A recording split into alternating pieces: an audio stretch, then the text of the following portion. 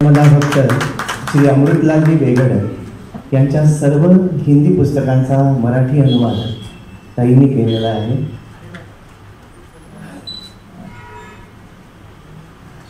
अमृतलाल वेगड हे नाव ज्यांनी ज्यांनी नर्मदा परिक्रमा मनापासून केली आहे त्यांना प्रातस्मरणीय असं नाव आहे. आणि ती जी हिंदीमधली वाङ्मय गंगा ती ताईंनी भगीरथासारखा प्रयत्न करून आपल्यासाठी आणली.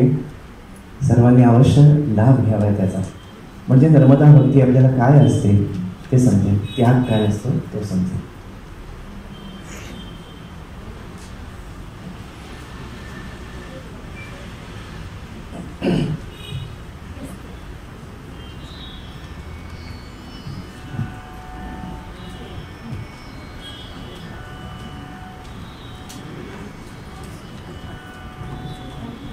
श्री सद्गुरुनाथ महाराज की जय. सजयति सिंदूरवदनो देवो यत्पादपङ्कज स्मरणम् वासरमणिरिव तमसा राशिं नाशयति पापानां. ध्यानमूलं गुरुर्मूर्ति पूजामूलं गुरुपदं मन्त्रमूलं गुरुर्वाक्यं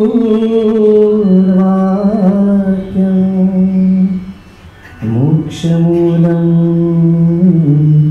गुरुकृपा. नमः पुण्यजले देवी नमः सागरगामिनी नमोस्तु पापनिर्मोचे नमो देवी वरानने. नमोस्तु ते ऋषिवरसङ्घसेविते नमोस्तु ते त्रिनयनदे हरिश्रुते नमोस्तु ते सुकृतवतां सदा वरे नमोस्तु ते सततं पवित्रपावनी. ह्रीं श्रीं नर्मदायै नमः. ह्रीं श्रीं नर्मदायै नमः. ह्रीं श्रीं नर्मदायै नमः.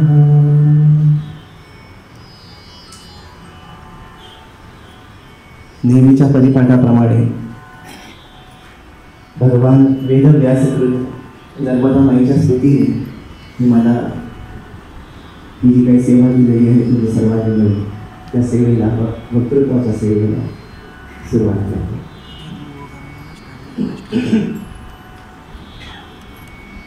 ही आता जी स्तुती म्हणणार आहे ही नर्मदा पुराणामध्ये भगवान वेदव्यासांनी नर्मदेची केलेली स्तुती आहे. ही स्तुती करण्याचं कारण एकदा काही ऋषी वेदव्यासांची परीक्षा बघण्यासाठी त्यांच्या आश्रमामध्ये आले होते. वेदव्यासांनी त्यांना सांगितलं की माझ्या आश्रमामध्ये भोजन करा, उद्या पितृतिथी आहे. पितरांसाठी अनायासे तुम्ही सर्व ऋषी मंडळी माझ्या घरी आलेले आहात, तर भोजन केल्याशिवाय तुम्ही जाऊ नये ही विनंती. जितका माणूस सरळ असतो तितकी त्याची परीक्षा कठीण असते. भारतीय त्यांच्या उदाहरणावरून आपल्याला कळतं.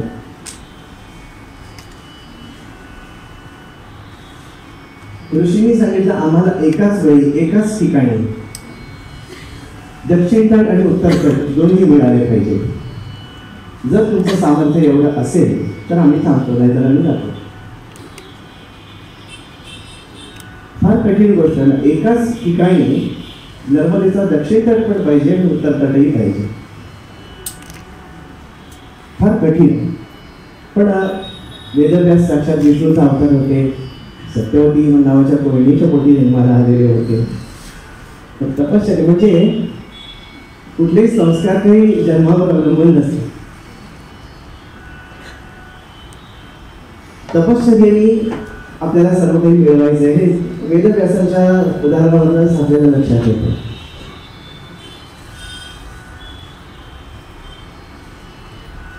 तर वेदव्यासांनी भगवती नर्मदा मातेची स्तुती आरंभ केली. ती स्तुती काय केली ती आता बोलून दाखवतो. त्याच्यानंतर मग काय घडलं ते सांगू. पुढे अनुभव कथन म्हणणार नाही त्याला, आणि मार्गदर्शन करण्याचा माझा अधिकार आहे. मार्गदर्शन तोच करू शकतो ज्यांनी तपश्चर्या केली, ज्यांनी त्याग केलेला आहे. मी फक्त नर्मदा माईच्या काठावर हुंदडून आलेलो आहे.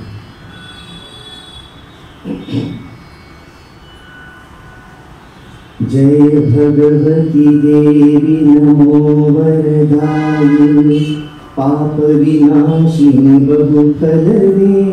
जय शुंभ निशुंभ कपाल धरे प्रणमामि तुदेव नरार्ति हरे.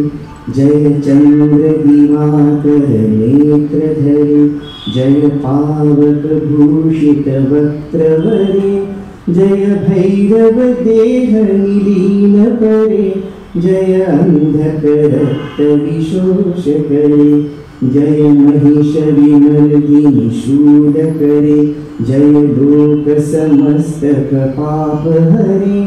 जय देवी पितामह रामनते जय भास्कर शक्र शिरोवनते. जय षण्मुख सायुध ईशनुते जय सागर गामिनी शंभुनुते. जय दुःख दरिद्र विनाश करे जय पुत्र कलत्र विवृद्धि करे. जय देवी समस्त शरीर धरे जय नाक विदर्शिनी दुःख हरे. जय व्याधि विनाशिनी मोक्ष करे जय वांछित दायिनी सिद्ध वरे. महर्षी वेदव्यासांनी ही स्तुती केल्यानंतर या स्तुतीचा जर आपण थोडासा अर्थ बघितला तर आदि मायेच्या स्वरूपामध्ये त्यांनी नर्मदा मातेचं गुणगान केलेलं आहे. आदि माता आणखीन एका श्लोकामध्ये, आणखीन एका स्तोत्रामध्ये त्यांनी तिला त्रिपुर सुंदरीही म्हटलेलं आहे, नर्मदेला म्हटलेलं आहे. आता ही त्रिपुर सुंदरी कोण आणि नर्मदा त्रिपुर सुंदरी कशी? तिलाच महिष विमर्दिनी पण म्हटले, म्हणजे तीच महिषासुरमर्दिनी भवानी पण आहे. भवानी हा शब्द आपण कसा वापरतो? किती अज्ञानात आपण आपली भाषा सुद्धा इतकी सुंदर असताना सुद्धा ती कशी तरी वापरतो. भवानी म्हटल्यानंतर राग न येणारी एखादी भगिनी असेल तर उठून सांगा. भवानी शब्दाचा अर्थ भवात नियते सा भवानी, जी भवातून पार करते, भवसागरातून पार करते ती भवानी. नर्मदेच्या काठी गेल्यानंतर ती भवसागरातून पार करण्याचा मार्ग दाखवते, मोक्षदायिनी आहे, म्हणून तिची परिक्रमा करायची, म्हणून तिला भवानी म्हटलेलं आहे व्यासांनी. व्यास तुमच्या आमच्यासारखे काही कवी म्हणजे साधारण कवी नव्हते, काहीतरी नटला आमच्यासारखं काहीतरी जुळवायचं आणि एक स्तोत्र केला म्हणून सांगायचं असे नव्हते, अनुभवाचं ज्ञान होतं. तर त्यांनी त्या भवात नियते सा भवानी, भवसागरातून पार करणाऱ्या आदिशक्तीची प्रार्थना केली. तेव्हा ती आदिशक्ती मूर्तरूप होऊन महर्षी वेदव्यासांसमोर प्रकट झाली आणि म्हणाली की काय वर पाहिजे ते माग. तेव्हा ते म्हणाले की ऋषी माझ्याकडे आलेले आहेत आणि ते विमुख जाऊ नये, म्हणून हे माते तू जे जलरूप धारण केलेलं आहेस त्या जलरूपाला काहीतरी त्याच्यात परिवर्तन कर आणि एकाच वेळी दोन्ही तट एका ठिकाणी मिळतील असं करू. तेव्हा तिने तथास्तु असं म्हटलं आणि स्वतःचा जो प्रवाह आहे, व्यासबेट जिकडे आहे, त्या व्यासबेटाजवळ तिने स्वतःला 2 प्रवाहामध्ये विभाजित केलं. पुढे परत तो प्रवाह मिळतो आहे ना, ज्यांनी परिक्रमा केलेली आहे त्यांना माहिती आहे. आपण परिक्रमेत जाऊ शकत नाही तिकडे, कारण परिक्रमा खंडित होते, अशी श्रद्धा आहे. त्यामुळे एकाच बेटावर एका ठिकाणी दक्षिण तट आहे, दुसऱ्या ठिकाणी उत्तर तट आहे. हे दोन्ही त्यांच्या इच्छा पूर्ण झाल्यानंतर मग ऋषी मंडळी तिकडे थांबली.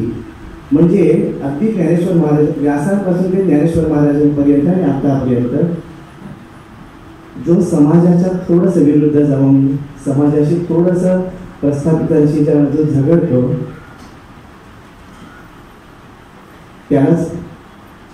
त्याचीच नर्मदा परिक्रमा कधी झाली असं म्हणायला पाहिजे. आणि अशी फक्त विशुद्धानंद भारतीची झालेली मला दिसते. कारण प्रस्थापितांच्या विरोधाला न जुमानता आपल्या कार्यावर विश्वास ठेवून जो पुढे जातो त्याच्याच हातात यश असतं, हे ह्या स्तोत्रातून आपल्याला लक्षात येतं. मग अशी मी म्हटलं त्याप्रमाणे मार्गदर्शन करण्याचा खरंच मला अधिकार नाही आणि मला येतही नाही ते करतो. आता ताईंनी स्वामीजींनी त्यांना तेच म्हटलं की जरा ते ताई हा शब्द जायला थोडे दिवस वेळ लागेल, होईल ते. त्यांनी जे मुद्दे मांडले होते ना, अगदी ते मुद्दे सगळे माझ्या मनात सकाळपासून बोलत होते की हे बोला होता आपला अधिकार आहे का बोलण्याचा. सोनारांनी कान टोचलेले चांगले असतात आणि तसं सोनार आपल्याला मिळाले नाही, त्यामुळे त्या बाबतीत मी बोलणार नाही. पण खरोखर आहे,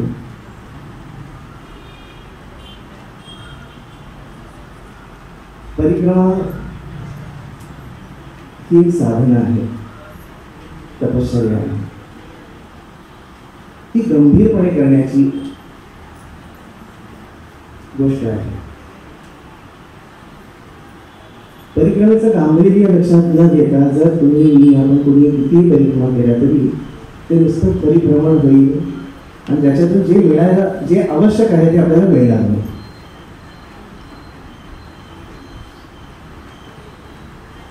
गांभीर्य म्हणजे काय? कुठल्याही देवतेचं आपल्याकडे अतिशय सुंदर उपासनेचा मार्ग दिलेला आहे. कुठल्याही देवतेचं प्रथम महात्म्य श्रवण करा. महात्म्य श्रवण केल्यानंतर तुम्ही त्या विचारांच्या सहवासात येता. त्यानंतर तुम्हाला त्या देवतेबद्दल प्रेम वाटायला लागतं.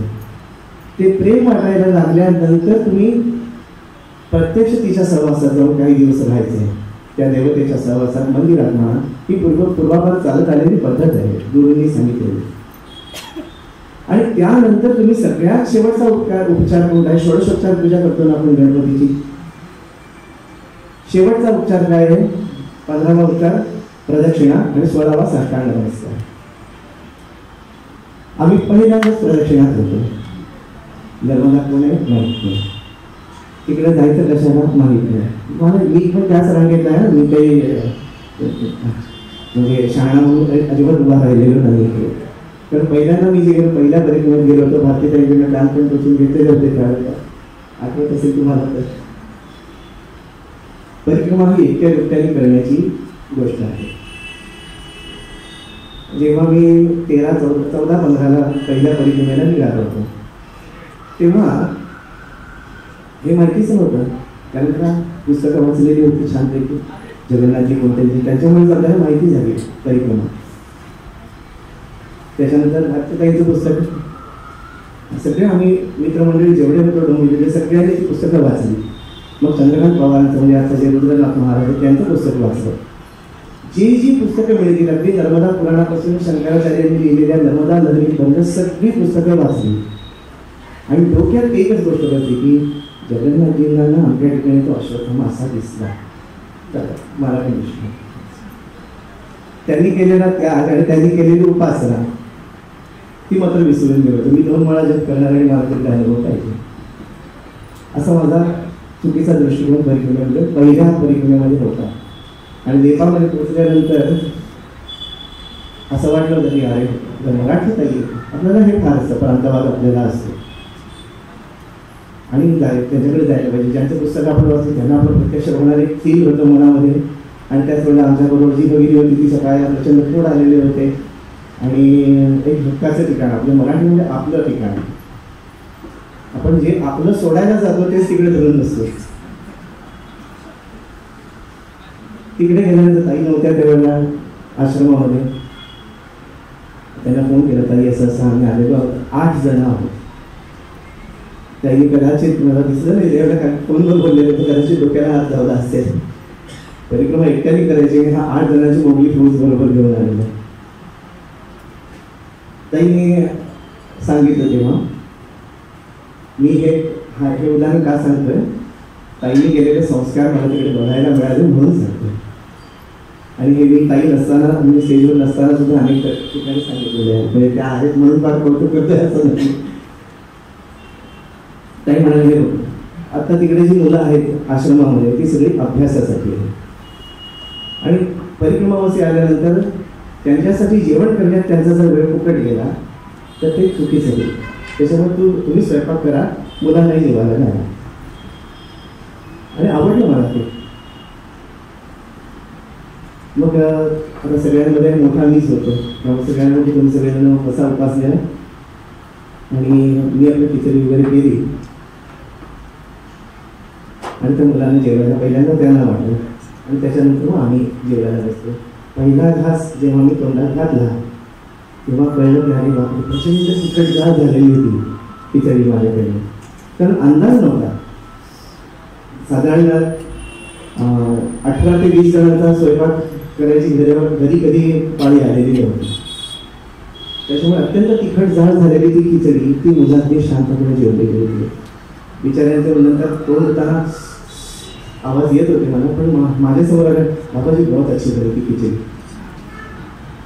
तेव्हा जाणवलं एखाद्या घरातलं मूल कसं वागतं त्याच्यावरून घरच्या माणसांची मानसिकता आपल्या लक्षात येते. त्याप्रमाणे त्या संस्थेत गेल्यानंतर त्या मुलांनी माझ्या समोर हसऱ्या चेहऱ्याने सांगितलं, बाबाजी बहुत अच्छी थी खिचडी. म्हटलं झूठ बोल रहे ना, चरकी लगे ना आपको, आता तिकडच्या निमाणी चरकी तिकट, हां थोडी चटणी आहे बाबाजी. हे जे संस्कार मी बघितले त्याच्यानंतर मी मात्र नर्मदालयाच्या खरोखर मनापासून प्रेमात पडले. माईकडे आपण गेल्यानंतर अनेक गोष्टी अनेक ठिकाणी शिकायला मिळतात. ते शिकण्यासाठी आपल्याकडे वेळ पाहिजे आणि तेवढं गांभीर्य लक्षात घ्यायला हवं. सांगायचा उद्देश हाच होता की असे अनेक आश्रम आहेत तिकडे.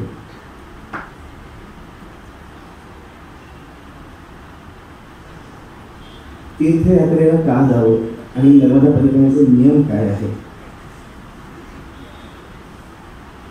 सगळ्यांच्या मनात हा प्रश्न असतो की काठी कशी घ्यावी किंवा हे कसं घ्यावं ते कसं घ्यावं. पद्मपुराणामध्ये स्पष्ट सांगितलं कसं कशी तीर्थयात्रा करावी. पहिलाच नियम जो तो आपल्याला करता आला ना, घरी राहून सुद्धा तरी घरी सुद्धा नर्मदा परिक्रमा होऊ शकते. तिथे तीरावर जाण्याची आवश्यकता नाही.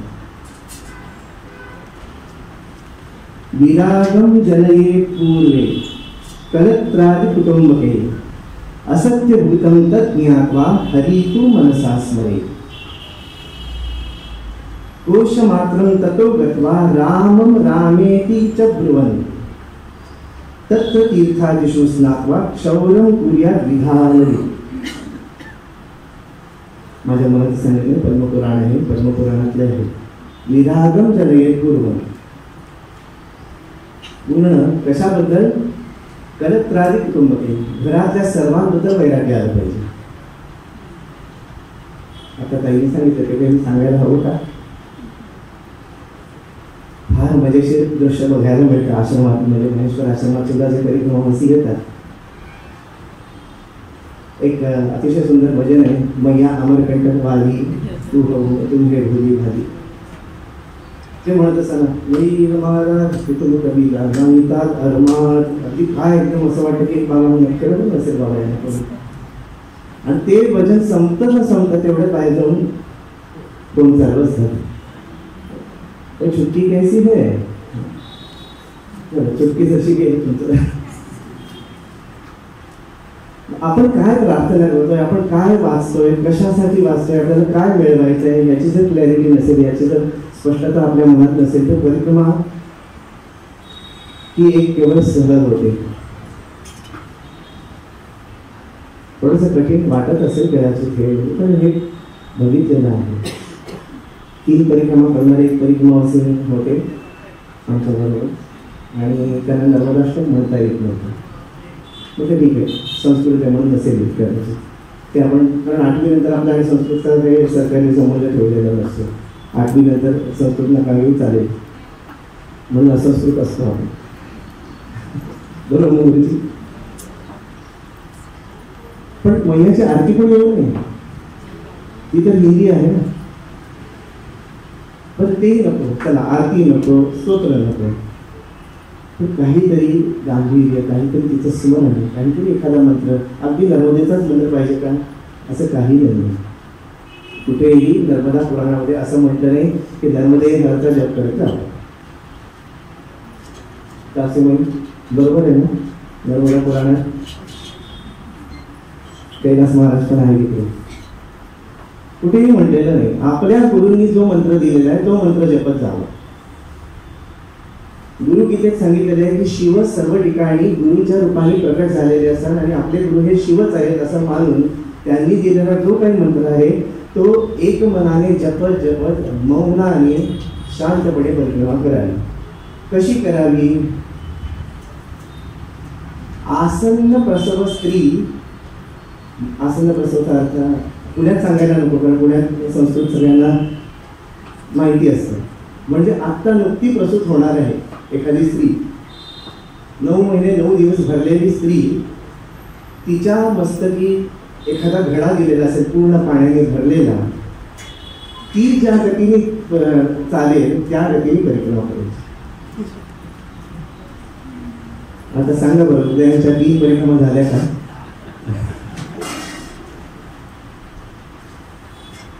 म्हणून मी त्याला आनंद परिक्रमा नाही म्हटलं, आनंद यात्रा म्हटलेली आहे. ती यात्रा करून आलेली. परिक्रमा हा फारच वेगळा प्रकार आहे. त्यामध्ये असं म्हटलंय की 4 पावलं पुढचं आणि 4 पावलं मागचं बघायचं नाही. चालायचं इतक्या स्लो आणि 4 पावलानंतर पुढे काय नदी आहे का काय मग विचारायचं.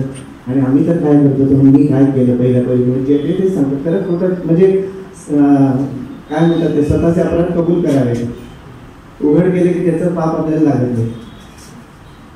तिरकवाड्यामध्ये पुस्तक घ्यायचं, आत्मकृष्ण महाराजांचं नर्मदा परिक्रमा मार्गदर्शिका, त्याच्यामध्ये अंडरलाईन करायचं कुठे अन्नक्षेत्र आहे, कुठे सदाव्रत आहे.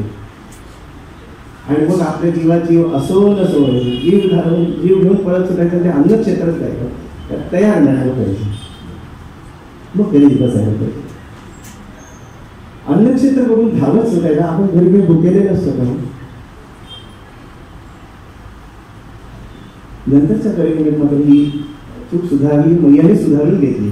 सुधारली म्हणजे चुकीचं. त्याचं कारण पण काय झालं की ब्राह्मण गावामध्ये आम्ही होतो आणि ब्राह्मण गावामध्ये त्या दिवशी आम्ही 37 किलोमीटर चाललेलो होतो. ते फार भूषण असतं. 40 किलोमीटर चाललं, 37 किलोमीटर चाललं, 45 किलोमीटर चाललो. मध्ये कुठली तीर्थक्षेत्र नाही आम्ही नाही बघितली. मग ते ऋषी वेडे होते, तिकडे तपश्चर्या करायला बसलेले होते. तुम्ही जर त्या औरामध्येच जात नाही आहात, तुम्ही जर तिकडचे काही वेळ स्वतःकडे घेतच नाही आहात. आणि मग इकडे आल्यानंतर असे कपडे घालायचे घरवे आणि व्याख्यान द्यायचं खूप सोपं असते. आमच्या कलावती आईचे फार सुंदर ओवी आहे, ती सांगतो. जनबोधाया मन धावते, मननाभ्यासा अंग चोरिते, तुझविणे पोळीना त्यासी आवलिते, एकवार धाववा श्रीपती. इकडे उघडून सांगणं फार सोपं आहे माझ्यासारख्या. तर त्या ब्राह्मण गावामध्ये आम्ही गेल्यानंतर त्या दिवशी आम्ही 37 किलोमीटर चाललेलो होतो, थकलेलो होतो. घरामध्ये काय सवय होती, ऑफिसमध्ये मी यायचो, कधीतरी उशीर झालेला असायचा, तरी आईने सुग्रास जेवण तयार ठेवलेलं असायचं. बॅग टाकली, आई वाढ. आणि इकडे लाकडं गोळा करण्यापासून सुरुवात होती. त्या ब्राह्मण गावामध्ये त्यांनी सांगितलं सदाव्रत आहे. हे रे माझ्या कर्मा सदाव्रत आहे इकडे, एवढं धावलं हुशार वगैरे. मग मला विचार केला, जाऊ दे, एक दिवस नाही जेवलं तर बिघडत नाही. आपला आळस आपल्याला सगळी कारणं देत असतो. नाही जेवलं तर काय बिघडत, कुठे नको आपण भिक्षा नको मागायला वगैरे असं डोक्यात आलं. आणि मी त्याप्रमाणे पथारी पसरली, तिकडच्या त्या पायऱ्यांवर मैयाच्या काठावरच पथारी पसरली आणि सायं पूजा वगैरे मैयाची केली, स्नान वगैरे केलं, त्याचा आळस नाही केला. आणि आता मी चला मोकळे झालो, आपण एकदा ते कार्यभाग उरकला आरतीचा की मग आपण मोकळे झालो. मग पथारीपासून झोपून जायचं. तेवढ्यात एक म्हातारा परिक्रमावासी एमपी मधला माझ्या शेजारी माझ्या सगळ्या हालचाली तो बघत होता. तो मला माझ्याकडे बघून म्हणाला, इतना आलस करना था तो घर पे ही देना था, तुम नहीं खाते हो कोई बात नहीं, मैया को क्यों भूखा रख रहे हो, जाओ भिक्षा मांगो, लकड़ी लाओ, पत्थर लाओ, भोजन बनाओ, मैया को भोग लगाओ, सबको बांट दो, तुम खाना नहीं. असं होत नाही ना. एकदा जेवण केल्यानंतर लोकांना द्यायचं नाही, आपण उपाशी राहायचं, आपण काही शूलपाणीतले थोडे चालू. मी काय म्हणतो शूलपाणीतले, कारण हा प्रसंग तुम्ही सगळ्यांनी युट्यूबवर पण ऐकलेला असेल. कारण माझ्या पूर्ण विचारामध्ये बदल घडवणारा प्रसंग त्या भादर गावामध्ये घडलेला होता. जगन आणि मदन त्यांची स्थिती काही श्रीमंत नाही, अगदी म्हणजे जे काही पिके त्यांच्या त्या शेतामध्ये त्याच्यावर कशी त्यांची गुजराण त्यावेळेला होत होती. आम्ही बाबाजी आपके साथ चलू करता करता 11 जण जमलेले होते शूलपाणीमध्ये माझ्यामध्ये. तेही एक सांगतो, ताईने जे सांगितलं म्हणून मुद्दाम सांगतो. तिन्ही परिक्रमांमध्ये मी शूलपाणीतूनच गेलो आणि माझं एक काय म्हणतात खरं 1 रुपया काय किंवा माझं काही कोणी घेतलं नाही. 2006 पूर्वी ते होत असावं. लखनगिरी बाबांनी तिकडे अतिशय मोठी जागृती त्यांच्यामध्ये केली आणि आता तर माऊली पण त्या भागात आहेत. त्याच्यामुळे ही भीती अजिबात बाळगू नका किंवा असं काही होत नाही. लुटणं वगैरे कधीही मला तिन्ही परिक्रमांमध्ये लुटलं गेलं नाही. उलट अशा काही घटना घडल्या की असं वाटलं की नाही आता लुटलं गेलं तर बरं होईल, इतकं दारिद्र्य होतं तिला. ते दारिद्र्य बघून अतिशय काळजाला खरं पडलेली होती तेव्हाही आणि आजही पडतं. त्या भादर गावामध्ये आम्ही गेलो आणि संध्याकाळी किती वेळ बोलतो सांगा तुम्ही, फोन करा म्हणजे सांगता. भादर गावामध्ये संध्याकाळी आम्ही दुपारी पोहोचलो. म्हणजे त्या डोंगरावर होतो आम्ही आणि त्या जगन मदनच्या 2 मुली त्या डोंगर चढून वरती आल्या आणि माझ्या बाबाजी हमारे पिताजी ने आपको बोलाया है. शूलपाणीच्या झाडीत पिताजी मला बोलवत आहे. मी कोण, मी काय इतका मोठा स्टार आहे की मला बोलत नाही. त्यांना आपल्या नावाशी आपल्या मुद्द्याशी काही कर्तव्य नसतं. पांढरा कपडा घातलाय तर परिक्रमावासी आहे, आपल्या दृष्टीने ती मैया आहे आणि मैया आपल्या घरी यायला पाहिजे म्हणून ते सगळ्यांना तसं आग्रह करतात. तसं त्यांनी मला म्हटलं की आमच्या वडिलांनी बोलवलं म्हणून आम्ही गेलो. 11 जण तिकडे गेलो. बघितलं तर कुडाची झोपडी होती. भादर नदी आणि मैयाचा संगम आहे तिकडनं थोड्या अंतरावर दिसतो तो संगम. त्यांच्या घराच्या म्हणजे झोपडीच्या इकडनं दिसत होता. आता काय कोटरमध्ये पाणी ते त्यांचं घर गेलेलं आहे त्याच्यातून. तर त्यांच्याकडे गेलो आणि बघितलं तर कुडाची झोपडी होती. तो म्हणाले बाबाजी आप लोग आए हैं, आज बहुत अच्छा भोजन बनाएंगे. आमचं बोलणं होतंय थोडंसं, त्यांचं नाव मी विचारतोय वगैरे. एवढ्या वेळामध्ये त्या मुली परत डोंगरावर गेल्या होत्या आणि त्यांना अजून काही परिक्रमावासी दिसले होते. त्या अजून 11 जणांना म्हणजे आता आम्ही 22 जण होतो. घरामध्ये दारिद्र्य आणि 22 जणांना हे त्यांनी बोलवलेलं होतं. हमारा बहुत आनंद का दिन है, आप हमारे घर पे आए हैं, मैया हमारे घर पे आए हैं, बहुत अच्छा भोजन बनाएंगे. आता अच्छा भोजन म्हणजे आपल्या डोक्यात काय येतं, श्रीखंडपुरी असेल, गुलाबजाम असेल, गेल्याबद्दल जिलबी तरी असेल. त्यांनी आम्हाला जे वाटलं ते जाड तांदूळ आणि त्याच्यावर उडदाच्या डाळीचं वरण. ते म्हणाले आम्हाला सणासुदीला आम्ही उडदाच्या डाळीचं वरण करतो, त्यावेळी नुसताच भात त्याच्यावर तिखट वगैरे घालून खात असतो. जेवताना असं हे होत होतं की म्हणजे यांची आता ऐपत नाही असं म्हणणं फार चुकीचं वाटतं, कारण ती फार उदार माणसं आहे. आपण त्यांची ऐपत ठरवू शकत नाही. पण यांच्या घरात आता देवाने नाही दिलेलं आहे तरी सुद्धा ते आपल्या 22 जणांसाठी एवढा भात आणि उडदाच्या डाळीचं म्हणजे आपण त्यांच्या वाटचं खातोय हे प्रत्येक घासागणिक अपराधी वाटत होतं.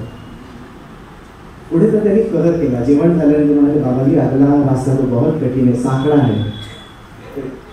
पुढचा जो भाग होता तो खूप कठीण होता आणि माझ्यासारखा स्थूल देह तिकडनं जाणार म्हटल्यानंतर त्यालाच टेन्शन आलेलं होतं. तो म्हणजे आज मत जाऊ कल जाऊ. सगळ्यांना त्यांनी असं करून थांबवून घेतलं की आता जाऊ नका, आता जेवण झालेलं थोडी विश्रांती घ्या, उद्या आम्ही 22च्या 22 जण तिकडे थांबलो. ते 14 जण म्हणजे जगनमध्ये आणि त्यांच्या दोघांच्या बायका मधल्या काळामध्ये जाऊन आले कुठेतरी. 2-4 तास त्यांनी होते. येताना त्यांच्याकडे थोडी तिथे दाखवली होती.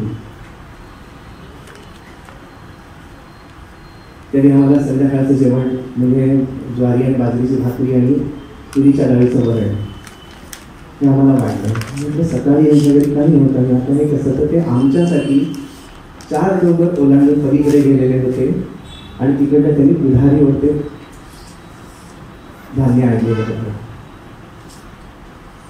संतांच्या चरित्रामध्ये कबीरांचं चरित्र मी असं बघितलेलं होतं की त्यांनी उधारीवर आणून संतांना जेवायला घातलेलं होतं. असे कबीर मला तिकडे भेटले. आतापर्यंत फक्त त्यांच्या गोष्टी ऐकत होते, पण माझ्या दृष्टीने कबीर म्हणजे जगन्मोहनसारखे शेतकरी. त्यांनी ते जेवायला वगैरे वाढलं आणि नंतर मग ती मदनची बायको म्हणाली की बाबाजी आप तो शहर के लगते हो, आता आपल्या काही सवयी असतात सगळ्यांच्या, तसं त्यांनी बोली शहर के लगते हो. हाँ मुंबई का हूँ, तो आपको यहाँ की ठंड बिल्कुल बर्दाश्त नहीं होगी बाबाजी. मग त्यावर उपाय काय, तर त्या घराचं जे काही म्हणजे ती जी झोपडी होती त्याचा एक भाग चुलीचा होता, तर त्या चुलीच्या जवळ आम्हाला शहरवासी आले, त्यांनी झोपायला दिलं कारण तिकडची जमीन जरा गरम असते स्वयंपाक केल्यामुळे. त्याच्यानंतर मग MP परिक्रमा असते. असं सगळ्या 22 जणांना त्या झोपडीमध्ये झोपून हे संपूर्ण कुटुंब उघड्या मार्गांवर झोपले होते. माझ्या घरी जर पाहुणे आले तर मी आधी माझा असेल कुठे असताना तिकडे होतो ना, मी तिकडे झोपतो आणि यांनी पूर्ण झोपडी आमच्या हवाली केली होती. हे काय भांडी नेतील का असं कुठलाही काही. खरं सांगू का, ती विशुद्ध नर्मदामयी त्यांच्या हृदयातच राहते, त्यामुळे त्यांना असा संशय पण येत नाही की हे माझ्यावर काहीतरी देतील. आणि आम्ही झोपलो तिकडे, चांगली झोप झाली. 7 वाजता झोपलो कारण त्यांच्या घरात एकच रॉकेलचा दिवा होता त्यावेळेला, ती चिमणी म्हणतो ना आपण, चिमणी. आणि ते रॉकेल आणायला त्यांना परत ते जळगावपर्यंत वगैरे जायला लागतं, बरोबर आहे. तर त्या जळगावकडून त्याने मला विचारलं बाबाजी दिये की जरूरत आहे आपण. असं नाही की नाही आम्हाला फार त्रास होतो बंद करा दिवा, नाही असं नाही. असं कधीही माझ्याशी कोणी संपूर्ण परिक्रमामध्ये तिकट कोणी बोललं नाही. इस दिये की जरूरत है आपको बाबाजी. घासले बहुत दूर से लाना पडता है. ते अंदाज आलेला होता, त्यामुळे तो बंद करून टाक. 7-10 सगळ्या म्हणून अंदाज झालेला होता. त्याच्या आधी आमची अंदाजमध्ये आरती झालेली होती, जेवण झालेलं होतं. आता दुसरा काही उद्योग नव्हता. रात्रभर नामस्मरण करणे ते संत प्रवृत्तीचंही आले नाही. मग आम्हाला एकच काम माहिती होतं की अंधार झालाय, आता झोपायचं. तसं आम्ही झोपलो तिकडे आणि साधारण 10 वाजता माझी पहिली झोप पूर्ण झाली आणि खुडखुड आवाज आला. म्हणून मी बघितलं तर त्या घरातली जी 2-3 मुलं होती ती भाताच्या पातेल्याला खाली लागलेली जी करपुडी होती ती काढून खात होती. माझ्या टॉर्चच्या प्रकाशात माझ्या छोटा टॉर्च होता ठेवलेला होता, कारण सकाळी आपल्याला दिशेला जायला लागतं. त्याही बाबतीत जरा बोलतो बरं का स्पष्टपणे, असं मी काहीतरी वेग बोलतो असं समजू नका. पण एका संतांनी सांगितलेलं होतं की तुम्ही शौचालयात जाता, तिकडे संडास आहे, तिकडे तर काही प्रश्न नाही, तो तुम्ही साफ ठेवालाच. पण शक्यतो आड बाजूला जा, तिकडे परत खड्डा खणा, त्यानंतर तुमचा कार्यकाळ होता आणि येताना तो खड्डा बुजवून या. नंतर जो जाईल तिकडे त्याला म्हणजे गावकऱ्यांना वगैरे घाण वाटणार नाही आणि तुमच्या घाणीचं त्याला दर्शन सकाळ सकाळी होणार नाही. निदान एवढं तरी करा म्हणून त्यांनी सांगितलं होतं. ते आम्ही शक्यतो पाळत होतो.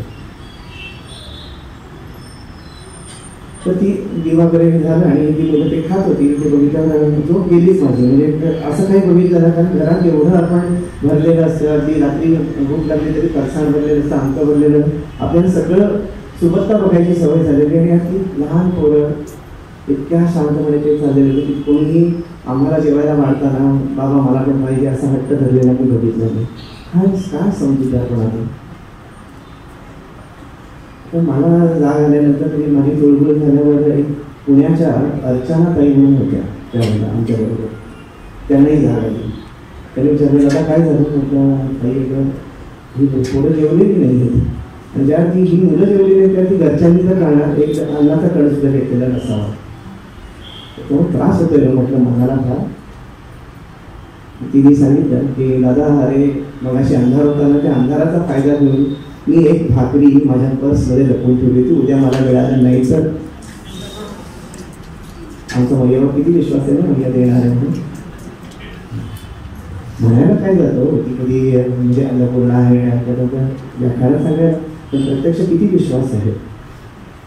किती म्हणाले दादा मी ते त्यांना देऊ म्हटलं ताई विचारतेस का, देऊ का म्हणजे त्यांचंच आहे, त्यांनी आपल्याला दिलेलं आहे.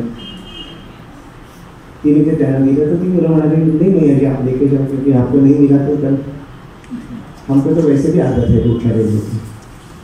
अखेरी तर अक्षरशः म्हणजे मी जसा रडलो की नाही बाबा हे हा ही जी मॅच्युरिटी आहे ना ही नाही माझ्याकडे नाही आहे. मैयाने माझ्यात काय नाही आहे ते प्रत्येक परिकडे दाखवलं. रात्रभर तशी तळमळत झोपलेलो होतो. सकाळी निघायची वेळ झाली.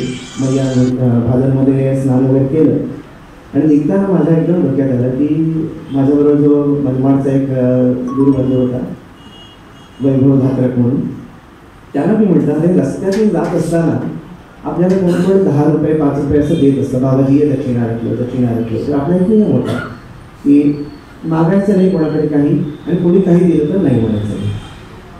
त्याप्रमाणे कारण आपण नाही घेतलं तर ते दुखावले जातात. म्हणजे एखादा गरीब माणूस असेल त्याला 5 रुपयाचा पार्लेजी आपल्याला द्यावाच वाटतं आणि आपण ऐटी सांगतो नाही चाहिए. हा माणूस ती उतरवली कधी तरी सांगितलं त्याच्यात तो एक प्रसंग मी कसं केलं काय झालं होतं माझं. तर तेव्हापासून एक नियम होता की काही दिलं तर ते आपल्यासाठीच दिलं असं समजायचं. पुढे काहीतरी कोणतरी भेटणार असेल त्याच्यासाठी ते दिलेलं आहे, त्याच्यामुळे ते घ्यायचं आपल्याला नको असेल आणि कोणतरी अशी व्यक्ती येतेच की बाबाजी आपल्या पास ये है ते घेऊन टाकायचं. हे पोस्टमनचं काम तेवढं आपण करायचं. त्याला म्हटलं की आतापर्यंत तुझ्या वाटणीचे सोडून दे, पण माझ्या वाटणीचे तुझ्याकडे किती पैसे जमले. पण तुम्ही विचाराप्रमाणे त्यांनी सांगितलं की 71 रुपये आहेत. म्हटलं आत्ता तू मला दे, तर मी स्वतःजवळ काही पैसा ठेवत नव्हतो बँकेमध्ये.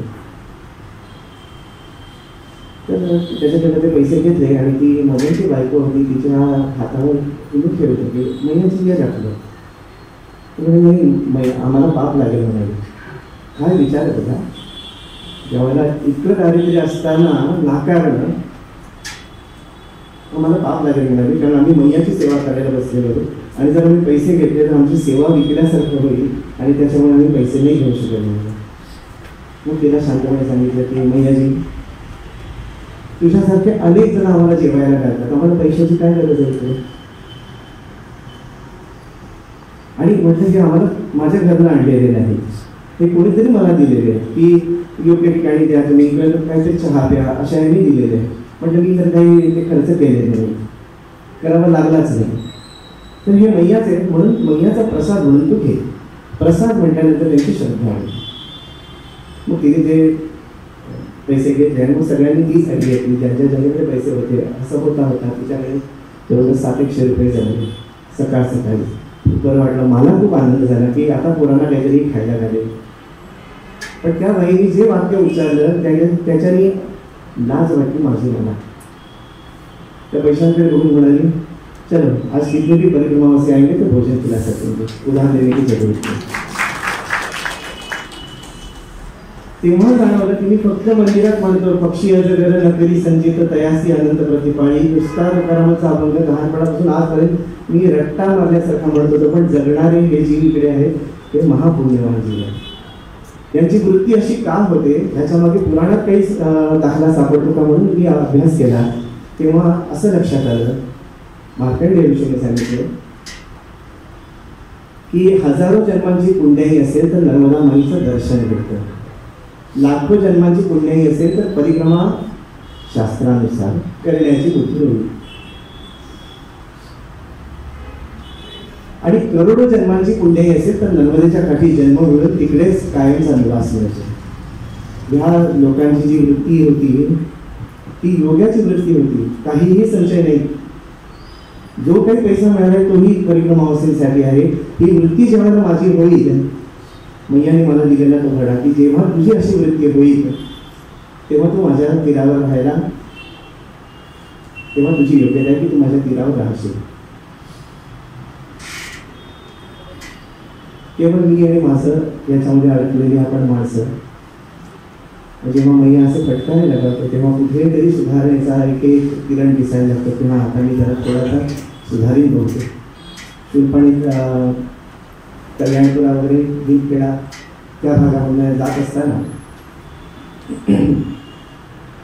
अशीच एक मैया मला बरंच शिकवून गेली.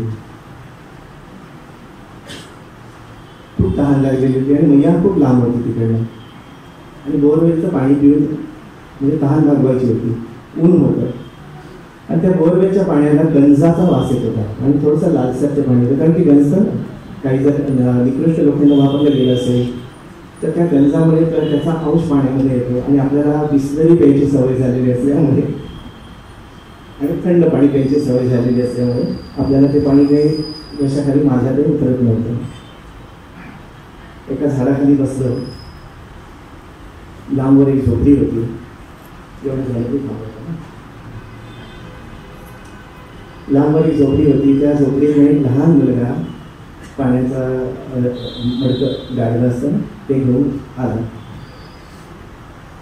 आणि त्याच्याबरोबर त्यांनी भाकरी आणि साखर आणलेली होती. त्यांनी दिलेलं ते पाणी पिताना एकदम असं वाटलं की हा अमृत म्हणजे काय असेल तर हेच आहे. आणि त्यांनी भाकरी आणि साखर मला दिली. त्याच्या आधी असं झालं होतं, एका दुकानदारांनी मला 2 वाटेजीचे पोळे दिलेले होते. एक मिळाल्याबरोबरच पोटात गेलेला होता आणि दुसरा आपल्याला जर शूलपाणी जातं ह्या पुढचं ते काही गिरणपाल आणि बोरखेडी आणि कुली तिथे काही मिळालं नाही तर म्हणून ठेवलेला होता. म्हटलं ना मला की आपला माईवर किती विश्वास. तर तो पुढा माझ्याकडे होता आणि त्या मुलाने मला भाकरी साखर आणि पाणी दिल्यानंतर खूप बरं वाटलं. म्हणजे आतून अंतरात्मा आशीर्वाद कसा देतोय आपल्याला अनुभव आला होता तेव्हा. मी त्याचं नाव बाळकृष्णच ठेवलं, कारण माझ्यासाठी तो कृष्णच होता. काळा सावळा होता, खूप गोड होता मुलगा. मी म्हटलं आता एवढं मैयाने आपल्याला दिलं ह्या रूपात येऊन, आता हा माझ्याकडचा बिस्किटचा पुडा आहे, हा मी कशाला बाळगू जर ती इतकं काळजी घेतो. म्हणून मी तो पुडा त्याला दिला, तो देत नव्हता. त्याला म्हटलं मी बेटा रखलो मेरे पास है, नव्हता तरी सुद्धा सांगितलं मेरे पास है लेके जा. तो गेला घरी आणि अक्षरशः 5व्या-7व्या मिनिटाला तो त्याची आई त्याला घेऊन आली. मला म्हणाले बाबाजी इससे मांगा आपसे, संस्कार बघा, बाबाजी इससे मांगा आपसे. तो नहीं बोले जी, वो क्यों मांगेगा, वो तो हमने प्रेम से दिया है उनको. मैंने बाबाजी आप भी रख लो, आपको आगे कुछ नहीं मिलने वाला, और कुछ नहीं मिला तो आप कैसे चलेंगे. आप मेरे लल्ला को इतना आशीर्वाद दे दो कि इसके हाथ से ऐसे दान पुण्य व्यतीत हो. काय म्हणाले की आता शब्द आता या क्षणी आठवतो, पण त्याच्याकडून असं दान पुण्य सतत होत राहू द्या असा आशीर्वाद देऊन जा. तेव्हा अक्षरशः आशीर्वाद द्यायचं सोडा, माझी मान खाली गेली.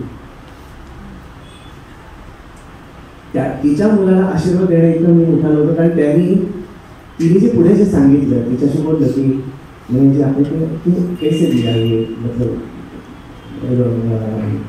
ज्वारे की रोटी आवश्यक है आपने. तो मैंने कि इसके पिताजी अगर होते तो आपको भोजन किए बिना आगे नहीं जाने देते. वो काम पे गए हैं क्या, तिच्या डोळ्यात पाणी आलं.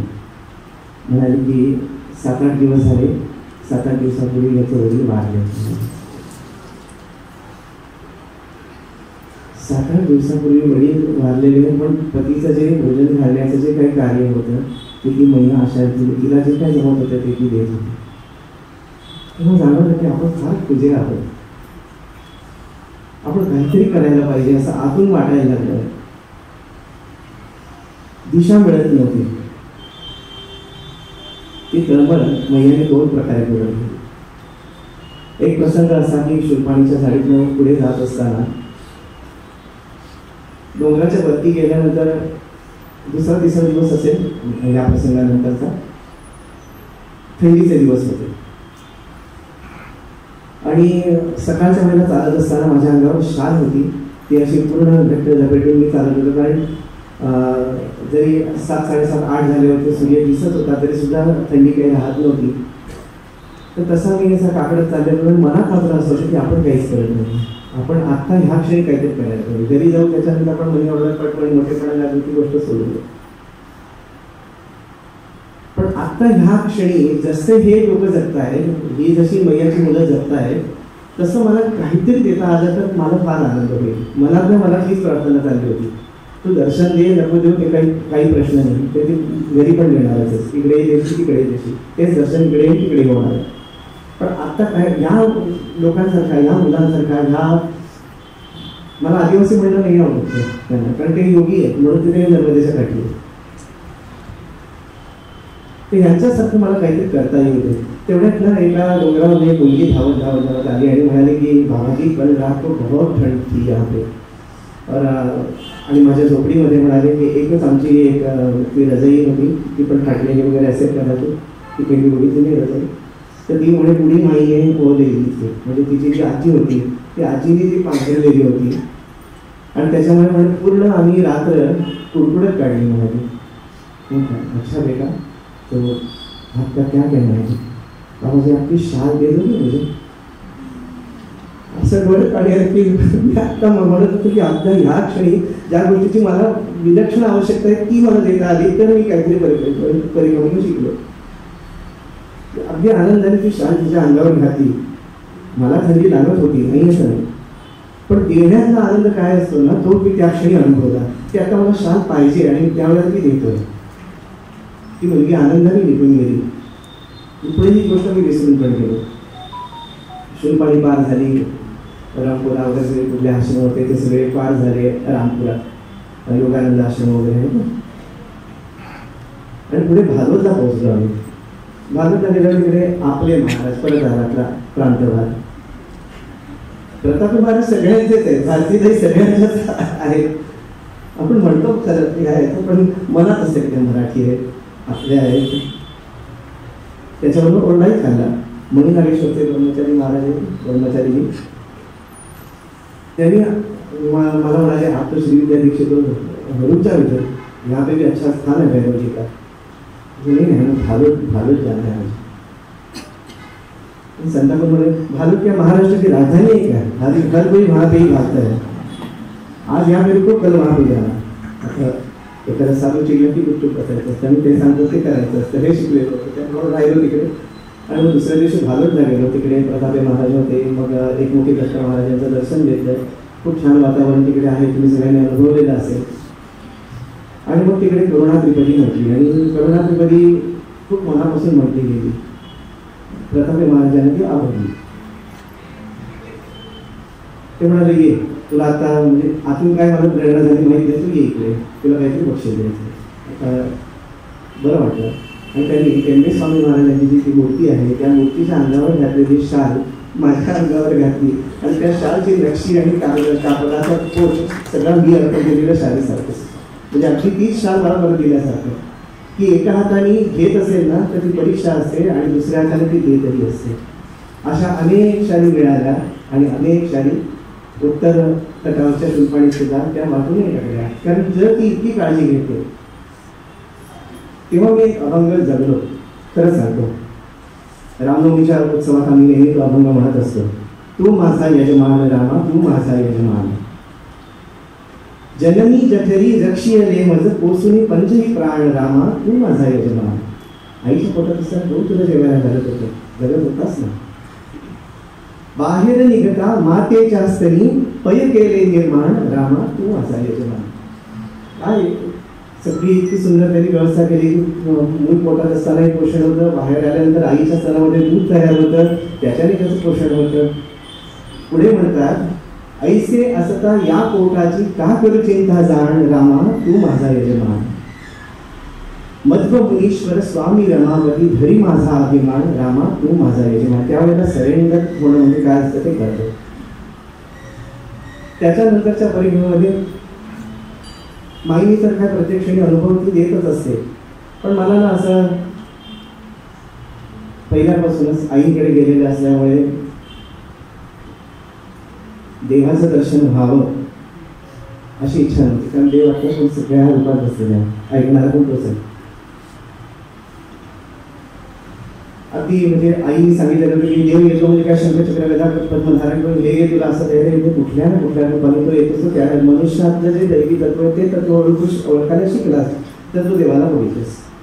आणि असा देव मला नर्मदेच्या दोन्ही काठावर मुबलक भेटला.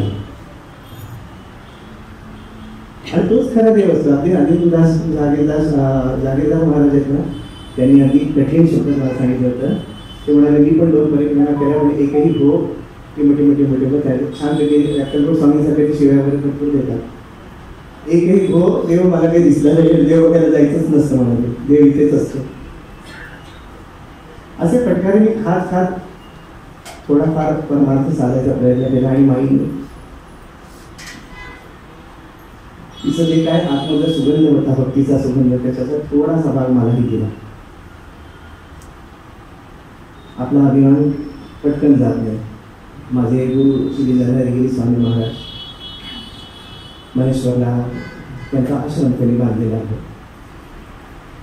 एकदा मी त्यांना सहज विचारलं नर्मदा जयंतीच्या वेळेला की महाराज म्हटलं एक 40 लोक डोंगरी माझ्याबरोबर यायची इच्छा आहे त्यांची, पण आश्रमात आणून टाकणार. त्याने विचारलं की असं का विचारतोस. म्हटलं नाही, 40 माणसं येणं म्हणजे एक तसं आश्रमावर भार बीर पडतो ना, म्हणजे आपण आपल्या देवबुद्धीने विचार करत असतो. तसं मी त्यांना म्हटलं की एकदम असे 40 लोक आले तर सगळी व्यवस्था करायला जर कठीण. म्हणाले उद्याची अभी तक इतना भी नहीं समझा, ये आश्रम ना मेरा है ना तुम्हारा है, ये आश्रम नर्मदा जी का है, वही चलाती है. जिसको भोजन यहाँ पे मिलना है, जिसका लिखा है वो आएगा, जिसको नहीं है वो यहाँ आके भी भूखा जाएगा. तुम और मैं कुछ भी नहीं है, सिर्फ देखते रहो. आता हे तत्वज्ञान ऐकताना खरं सांगायचं तर मी माझ्या हे सगळ्या बोलायच्या गोष्टी करायचं तर आपल्यालाच लागतं. म्हणजे स्वयंपाकघरात जाऊन काय स्वयंपाक करायचं आहे, आमचं करायचं आपल्यालाच करायला लागतं. काय महिने करते म्हणून मनात आलं होतं ते स्पष्ट सांगतो. प्रांजळपणे बोलावं कसं आलं होतं. त्यावेळेला मला त्याचं गांभीर्य कळलं नाही. आणि स्वामीजींनी देह ठेवला. ते देह ठेवल्यानंतर एक 5-6 दिवसांनी, 5-6 दिवस असेल की नक्की आठवतं ते 15-1 दिवस असतील. त्यानंतर मी महेश्वर आश्रमात असताना एकदा तांदूळ संपले आणि त्या गुरुमंत्री मला सांगितलं की आचार्य जी चावल खत्म हो गया, विकल्प परिक्रमा से आएंगे तो चावल नहीं है आश्रम में. तो इसमें कौन सी बड़ी बात है, मेरे ATM से निकाल देंगे, मेरे ATM से पैसा निकाल देंगे, चावल की बोरी लेके आएंगे, कट्टा म्हणतात, चावल का कट्टा लेके आएंगे. आणि मग स्वामीजींच्या फोटोकडे जरा उत्सितपणेच बघितलं. तो स्वामीजी आप तो बोल रहे थे नर्मदा जी चलाती है, अभी तो मेरा ही ATM कार्ड यूज करना पड़ा ना मुझे आनंद आहे, सेवा मिळली. हे पण पुढे आपलं असतं म्हणजे मखलाशी म्हणतात तशी. मुझे अच्छा है, मुझे आनंद है कि मेरे ATM कार्ड से निकल, लेकिन आप बोल रहे थे नर्मदा जी चलाती है. आता कुठे गेले तो बाहेर यतीम मार्गाला.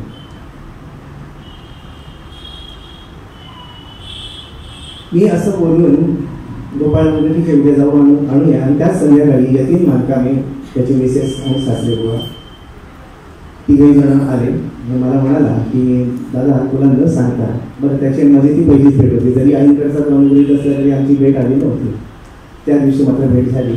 तो म्हणाला की दादा तुला न विचारता एक गोष्ट केली आहे, तुला अनुभव म्हणजे काय म्हणतात ते एव्हिडन्स. तो म्हणाला की एक गोष्ट आणली तेवढं तू ठेवून घे. म्हणून बघितलं तर त्यांनी तांदळाची गोण, साखरेची गोण, तेल, तूप, आमच्याकडे जे लागत होतं जे आश्रमात पण होतं ते सगळं सामान तिकडे भरलेलं होतं. तेव्हा असं जाणवलं की ती शक्ती माझ्याकडे बघून आता ती कुत्सितपणे हजर होती किंवा आश्रम पण चढाला.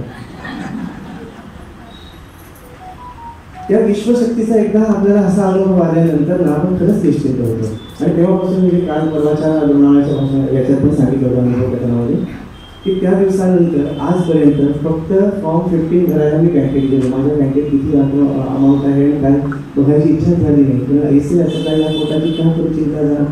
जर ती वृत्ती माझी घरीच जर टिकत असेल तर मी घरीच नर्मदेच्या काठावर आहे. जर मी आत्मपरिवर्तन करून घेत असेल तरच त्या परिक्रमेला अर्थ आहे.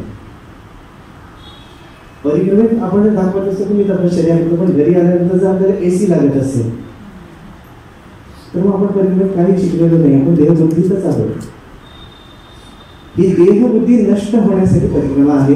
एवढा बोध मी घेतला. आता तुम्ही काय बोध घेता तो तुमच्यावर आहे. माझ्या आणि परमेश्वराच्या आड काय घेता येईल तर माझी देहबुद्धी, माझं नाव, माझा लौकिक, माझा पैसा, माझी बुद्धी, माझी विद्या, माझं पद, माझी प्रतिष्ठा, ह्या म्हणजे 10 प्रकारचा अभिमान आपल्याला स्वाईचे जे कोण आहेत शिष्य त्यांना माहिती आहे. आई विद्येपासून म्हटलंय विद्या, बल, धन, यश, स्त्री, सुत, गृह, कीर्ती, आयुष्य आणि मान, हे 10 प्रकारचे अभिमान आपल्याला असतात. म्हणून 10 तोंडाचा रावण दुसरं कोण नाही, तो आपणच आहे. 10 प्रकारचा अभिमान घेऊन बसलेला आहोत. हा अभिमान जर आपण तपश्चर्येने मोडला तरच परमेश्वराची भेट होण्याची शक्यता आहे. कारण तुम्ही कितीही मोठे इंजिनियर असाल, कितीही काही असेल, त्या शुल्पाणीच्या झाडीत म्हणा किंवा त्या लकडकोटच्या झाडीमध्ये तुमच्या डिग्रीचं काय किंमत आहे. शहरात आल्यानंतर तुमची डिग्री आहे. शहरात आल्यानंतर तुमचं पद प्रतिष्ठा आहे. तिच्या काठी ती जितकी प्रेम आहे तितकी ती निर्दयी पण आहे. निर्दयी म्हणजे कशी, एखादी आई मुलाला धपाटा घालते तेव्हा ती आपल्याला निर्दयी वाटत असते, पण मुलाची चूक काय आहे ते दाखवून देण्यासाठी ती धपाटा मारत असते. मैया पण तशीच आहे. एवढासा जरी एक आपल्या मनात काही किंतु आला की लगेच ती पॉइंट आउट करते, हे आहे तुझ्या, हा हे तुझ्या आणि माझ्या आड येत आहे. चालू खेळायला आम्ही आल्यानंतर हा वेळ झाला. आता एवढं एक सांगेल मग आता तुम्हाला सोडतो. आम्ही चालू खेळायला आलेलं असताना एका चहावाल्याने आम्हाला बोलतो, अरे बाबाजी कैसे आ गए परिक्रमा में. लगेच बाबाजीची काढत आहे. हा 3री परिक्रमा. आणि माझ्या पाठोपाठ एकदा यादवेश म्हणून जबलपूरचे, नंतर म्हणजे नाव वगैरे नंतर कळलं, पण ते जबलपूरचे होते. यादवेश म्हणून कवी आहेत, अतिशय सुंदर काव्य करतात. चालता चालता असं उगवणाऱ्या सूर्यावर त्यांनी काव्य करून दाखवलं. कारण करून दाखवलं म्हणजे ते यायचंच त्याच्या. फार सुंदर संगत मिळाली होती ती. ते आल्यानंतर तो चहावाला म्हणाला, आप तो इधर क्यों रहने वाले हो ना, आप तो बहुत बार देखा है. तो म्हणाला मेरी 11वीं परिक्रमा आहे. 3 वाल्याचं काय करावं. म्हटलं बाबाजी 11वीं परिक्रमा मतलब घर नाही जाते. आता कसं काहीतरी काढायचं ना त्यांच्यातलं. मी कसा श्रेष्ठ आहे, 3 परिक्रमा की घरी आलो. म्हणजे माझी 250 एकर जमीन होती आणि ती सगळ्या मुलांना देऊन माझी बायको वारली. त्याच्यानंतर सगळी जमीन मी मुलांना दिली, त्यांच्या वाट्या म्हणजे वाटी करून दिले. त्याच्यानंतर त्याला म्हटलं आता आलो तर तुमचा, नाही आलो तर मी याचा. तेव्हापासून मी जो फिरतोय तो फिरतोच. आपलं वेळ काय आहे, कुठे आहे, किती आहे याचा ती लगेच आपलं प्रगती पुस्तक तिकडे दाखवते. असं असं आहे, तू 35% पास झालेला आहे, 100% खूप जण आहे तिकडे. आणि हे जेव्हा आपल्याला कळतं की आपण कुठे आहोत ते फार बरं वाटतं. कारण आपल्याबद्दलचे सगळे गैरसमज तिकडे घालून टाकतो आणि त्याच्यासाठीच तिकडे जायचं असतं. मी साधक आहे, मी मोठा आहे, तुम्ही अंक आहे, हे सगळं जे असतं ना ते सगळं छानपैकी ती छडी घेऊन बसते आणि आपल्यालाच कळेल. आपला अपमान कधी होऊ देत नाही आणि झाला तरी त्याच्यात सुद्धा आनंद देतो आणि आपण त्याच्यातही शिकत जातो. एकदा तो परमहंस आश्रम शोधायला मी जात होतो. असंच होतं, काहीतरी एखादं दुसरं निघतं. परमहंस आश्रम शोधायला चाललेलो होतो आणि ओंकारेश्वरला पांढरे शुभ्र कपडे होते, पण साबण वापरायचं नाही, तेल वापरायचं नाही, आंघोळ नाही, त्यांचे सगळे नियम जेवढे पाळता येतात तेवढे पाळत होतो आपण. तेव्हा त्या पांढऱ्या कपड्याचा रंग काय झाला असेल तुम्ही विचार करा. तुम्ही परमहंस आश्रम शोधताना एका दुकानात गेले, ते शहर होतं, ते लोक भरूच वगैरे असेल की या साईडला अंकलेश्वर असेल माहिती आठवत नाही नक्की, पण ते मेडिकलचं दुकान होतं. आणि मी आपण त्याला बाबाजी परमहंस आश्रम किधर है असं विचारायच्या आधीच त्याने 1 रुपया हातात, चलो आगे जाऊ. त्याला कधी भीक मागायला आलं तेव्हा कळलं की आपण जे आता हातात जाणं दारावरनं कोणी आलेलं काय होत असेल आतमध्ये. ज्या क्षणी मला जर अपमान वाटतोय, मला जर दुःख होतंय, तर तसं मी वागणार नाही. आणि मैयाने तेवढं एक करून देत की आज आमच्या दारावर जर कोणी आलं तर त्याच्याशी अशा प्रकारे बोललं जात नाही, कारण त्यावर त्या भूमिकेत मी होतो. पुढच्या गावात गेल्यानंतर आपली काय हार घालणार आहे बाबाजी, आप तो बडे संत है काय विचारला. तेव्हा मनाला पटवलं बाबा तो त्यांनी जी शिवी दिली आईवरनं पैसे देताना तोही तू नाही आहेस, आणि आता तुला बाबाजी म्हणताय तो बाबाजीही तू नाही आहेस. तू कोण आहेस? तू फक्त माईचा साधक आहेस. निर्विकार करून टाकते ती. आईची समोरी पोळी अनुभवायला मिळाली. मान करी अपमान मानवा, मान हरीला वहावा, मानी दुर्गती अपमानी सुगती, हे कळता होय जगी वहावा. तो अपमान सहन करण्याची ताकद पण मैया देते, आणि तसा अपमान आपला घडवूनही आणते, आणि तो सहन करायचाच असतो, कारण आपला देहाभिमान ती कमी करत असते.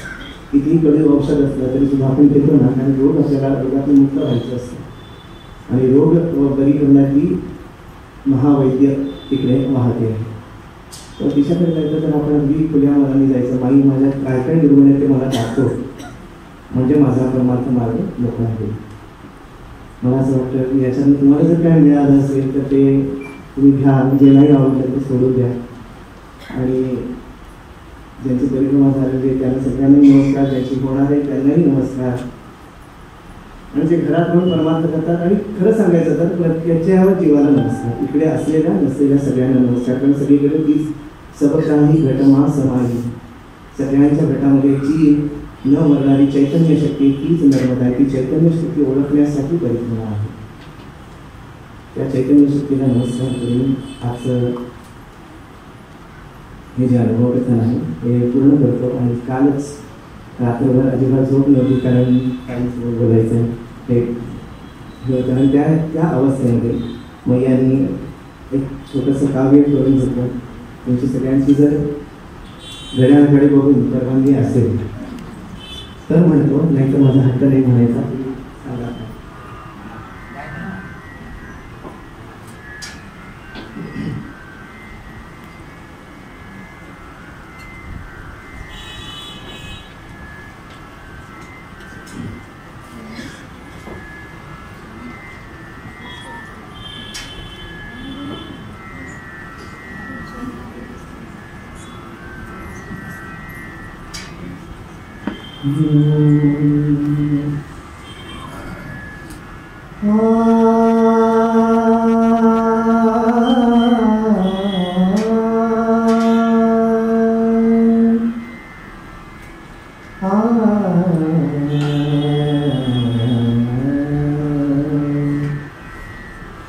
नर्मदेसी ध्यावे, नर्मदेसी गावे, नर्मदेसी ध्यावे, नर्मदेसी गावे. चित्त असो ध्यावे रेवा पाय, चित्त असो ध्यावे रेवा पाय, रेवा पाय. नर्मदेसी ध्यावे, नर्मदेसी गावे.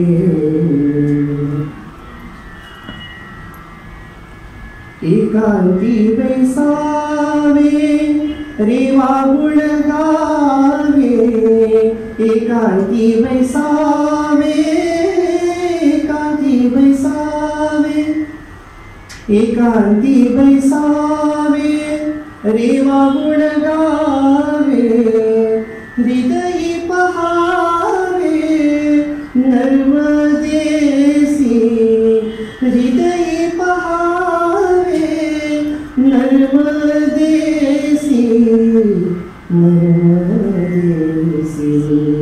नर्मदेसी ध्यावे, नर्मदेसी गावे, नर्मदेसी ध्यावे, नर्मदेसी गावे.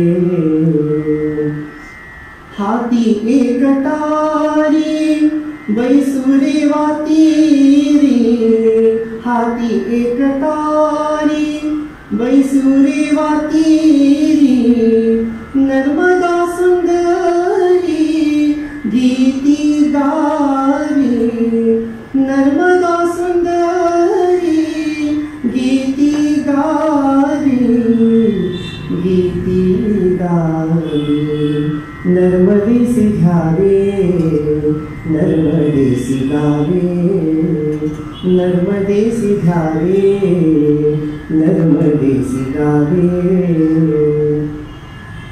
विपाशा विपापा बालुवाहिनी विपाशा विपापा बालुवाहिनी पतित पावनी रेवा माई पतित पावनी रेवा माई रेवा माई नर्मदेसी धावे नर्मदेसी गावे नर्मदेसी धावे नर्मदेसी गावे